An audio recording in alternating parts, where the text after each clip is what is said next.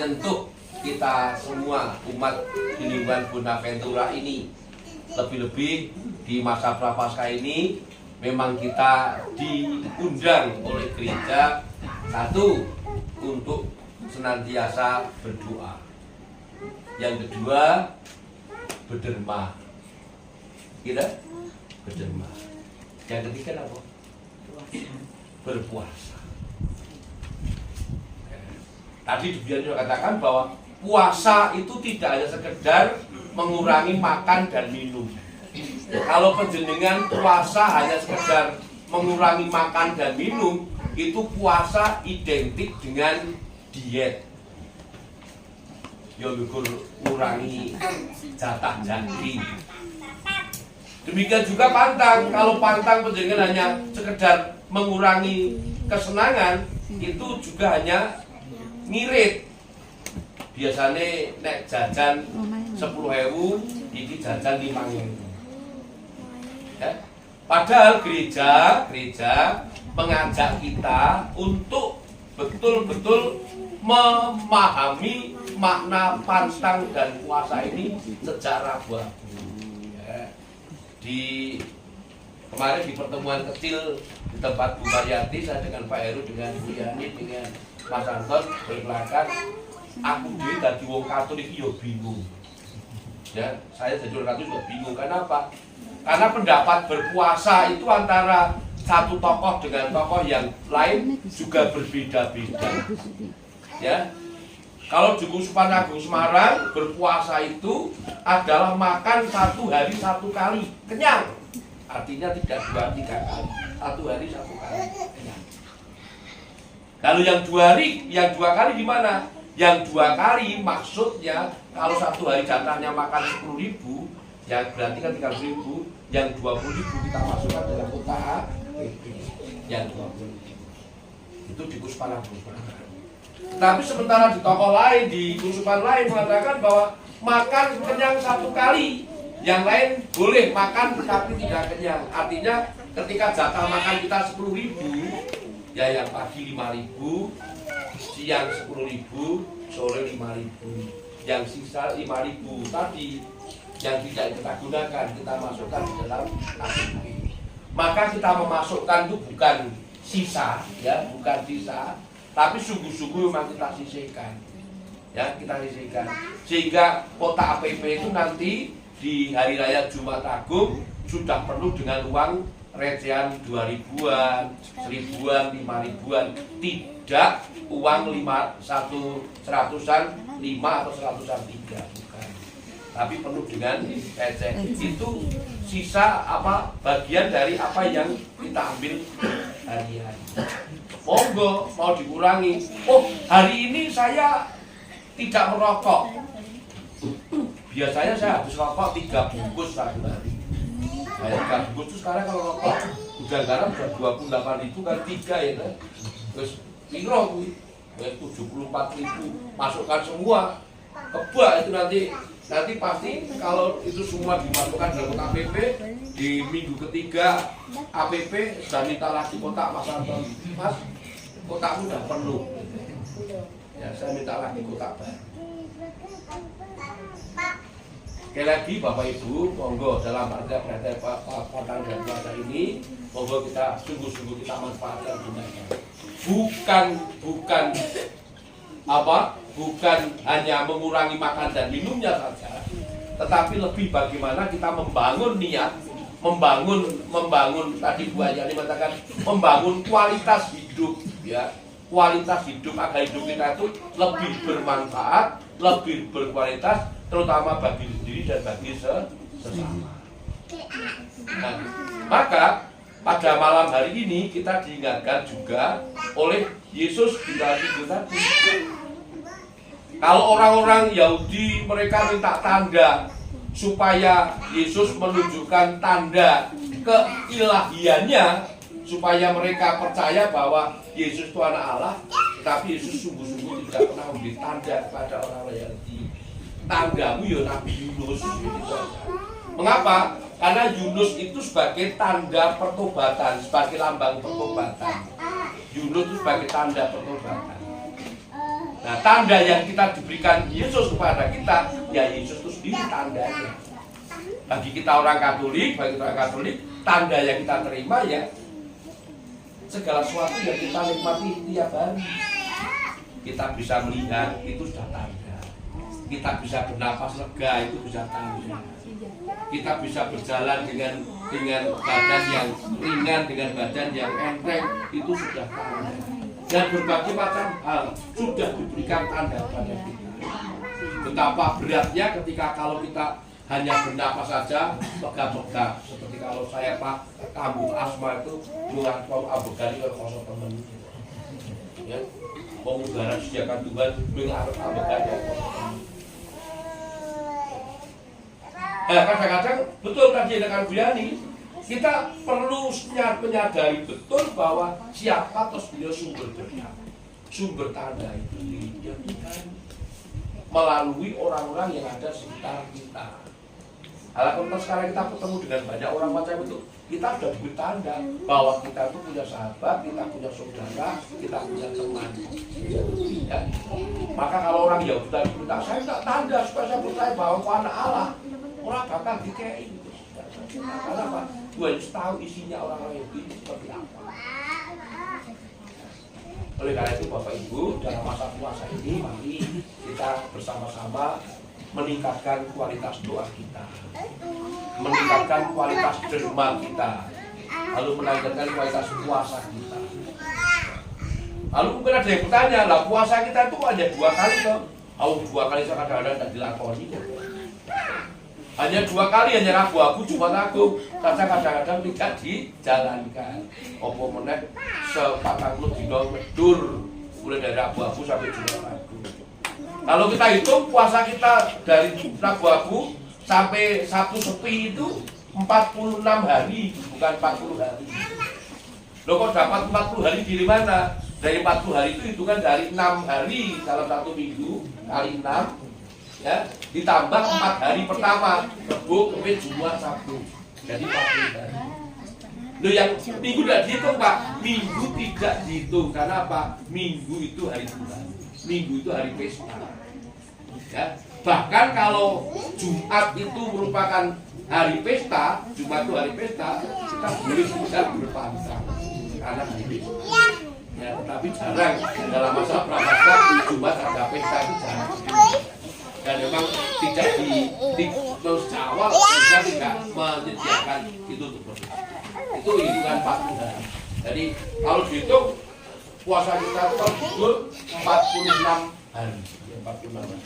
Tapi hari Minggu bisa dihitung. Nah, monggo silakan Bapak Ibu dengan bijak menyikapi itu. Lalu kalau di dalam lembaran yang diberikan Mas Anton kemarin ada pantang kecil, ada pantang besar, silakan dinikmati sendiri saja. Itu ada aturannya. Pantang kecil itu kepiye, pantang besar itu bagaimana, harus bagaimana sikapnya. Dan yang perlu Bapak Ibu pahami juga, ketika Bapak Ibu mengurangi jatah makan garam, jatah makan daging, jatah makan bakso, jatah makan pulsa, itu Bapak Ibu tidak pernah akan miskin. Ya, karena tidak mengurangi jatah harian penjenengan, tidak mengurangi jatah harian penjenengan. Kalau satu hari ini Bapak Ibu mengeluarkan 30.000 untuk makan, yang digunakan makan 10.000, yang 20.000 digunakan untuk APP, Bapak Ibu tidak pernah akan jadi miskin. Ya, jadi tetap jadi penjenengan tetap akan sama seperti kita. Karena kita hanya mengurangi apa yang ada.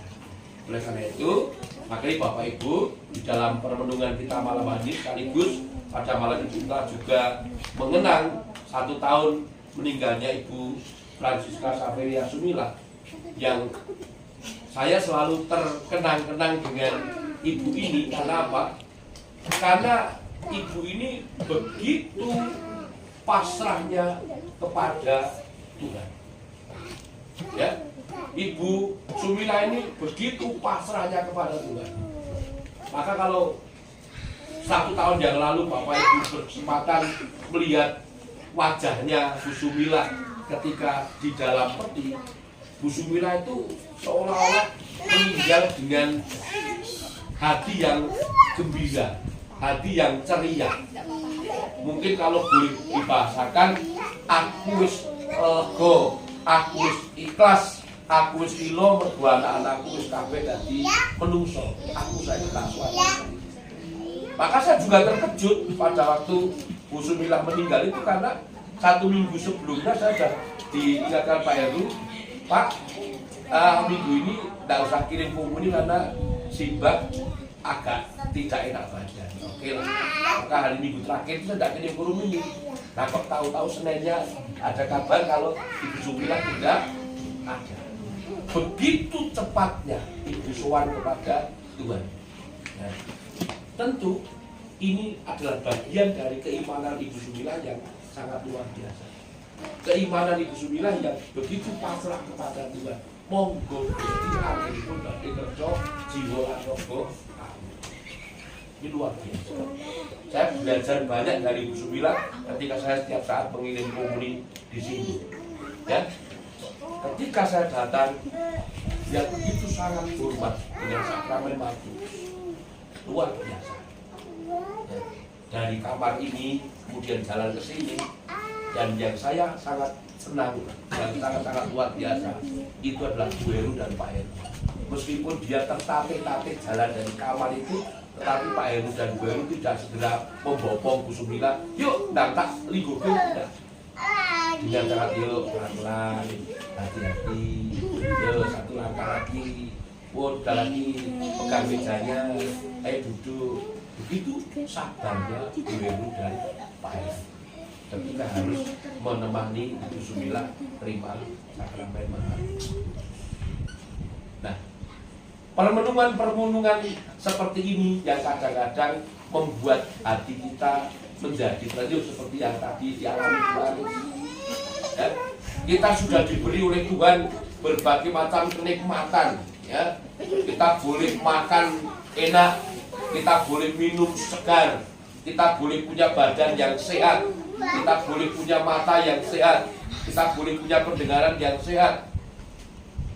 Sementara kalau kita melihat orang-orang yang tadi dikatakan Tuhan, mereka boleh dikatakan mungkin zaman Yesus makan remah-remah saja sudah rasanya nikmat sekali. Maka sebenarnya kalau kita yang disisihkan 5.000, 10.000, 2.000, 1.000 dalam kotak ini bukan sesuatu yang membuat kita menjadi berkurang, membuat kita menjadi miskin. Berkali-kali saya katakan, wong Jawa itu patah apik banget, wong wewek ora bakal lokak ning malah. Wong wewek ora bakal lokak ning malah. Orang memberi tidak pernah akan berkekurangan, tetapi justru akan semakin dipenuhi. Persis sabda dalem Gusti. Ya, siapa memberi akan menerima. Oleh karena itu, mari kita sebagai orang Katolik menjadi pionir untuk memberi. Siapa yang kita beri, Pak Lucy? Kita tidak perlu tahu siapa yang kita beri. Sebab ketika tangan kiri memberi, tangan kanan tidak boleh tahu. Kalau kita memberi kemudian tangan kiri, tangan kanan tahu, tidak usah memberi, karena memberinya persis seperti kebenaran tadi. Memberinya hanya lamis, memberinya tidak ikhlas, memberinya tidak tulus. Tapi ketika kita memberi, ya kita beri saja. Uang itu mau dikemanakan, yang pasti kita percaya bahwa uang itu akan bermanfaat bagi orang-orang yang membutuhkan. Mungkin kalau Bapak Ibu tidak pernah jalan-jalan ke luar Solo, ya tidak tahu bahwa di luar Solo itu ada orang-orang yang ada di bawah sing mangan sedino pisan. Ya, TV radio pemain Rio. Ya, aku tahu enak sekali di Solo. Ya, hampir di Bunda Petra itu hampir umatnya semua berkecukupan. Ya. Gitu?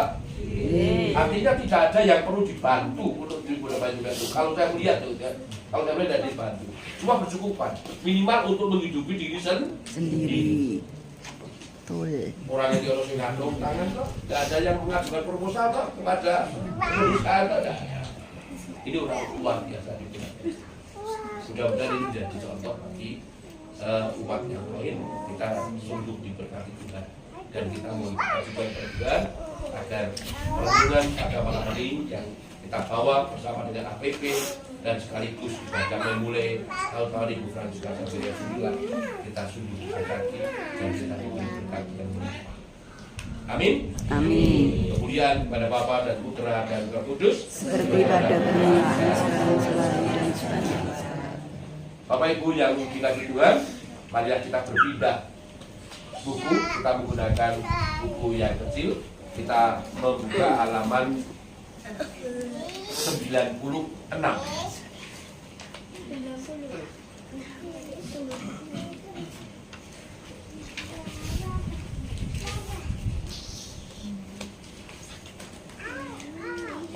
Saudara-saudari, berkat pembaptisan kita menerima Roh Kudus yang mempersatukan kita dengan Kristus dan menjadikan kita anak-anak Bapa.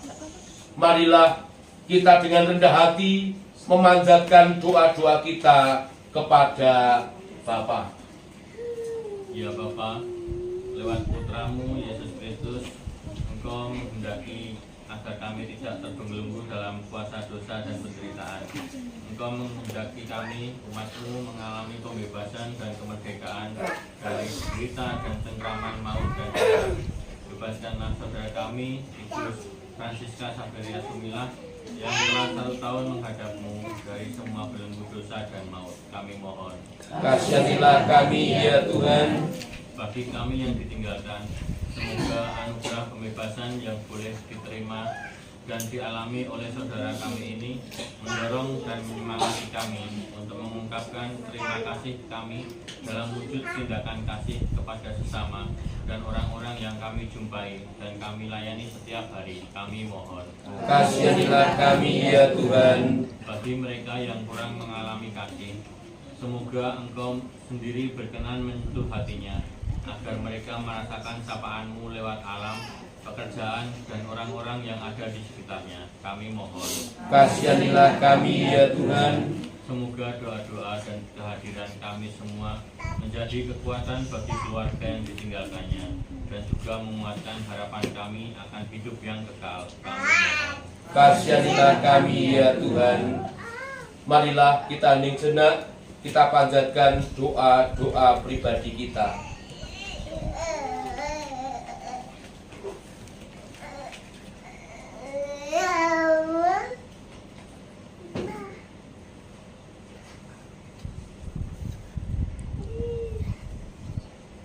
Kami mohon, kasihanilah kami ya Tuhan. Ya Bapa, Engkau mengerti dan memahami isi hati dan damba yang ada dalam diri kami masing-masing. Semoga Engkau berkenan mengabulkan doa-doa kami dan memberkati kami umat-Mu di lingkungan Bonaventura, dan terutama kepada keluarga besar Bapak L. Purwanto yang pada malam hari secara khusus berdoa bagi Ibu Francisca Saveria Sumila yang genap 1 tahun yang lalu Engkau panggil menghadap-Mu. Meskipun kami percaya bahwa Ibu Francisca Saveria Sumila saat ini sudah berada mulia bersama dengan Engkau, namun kami umat-Mu tetap mohon dukungan-Mu ya Tuhan. Mohon berkat-Mu agar dalam perjuangan kami untuk peneladan dan melanjutkan perjuangan Ibu Francisca Saveria Sumila ini, Engkau berkati dan Engkau lindungi di dalam kasih karunia-Mu demi Kristus Tuhan dan pengantara kami. Amin. Bapak Ibu dan saudara sekalian, marilah kita lanjutkan dengan doa dari bersyukur nomor 169. Doa untuk anggota keluarga yang sudah meninggal.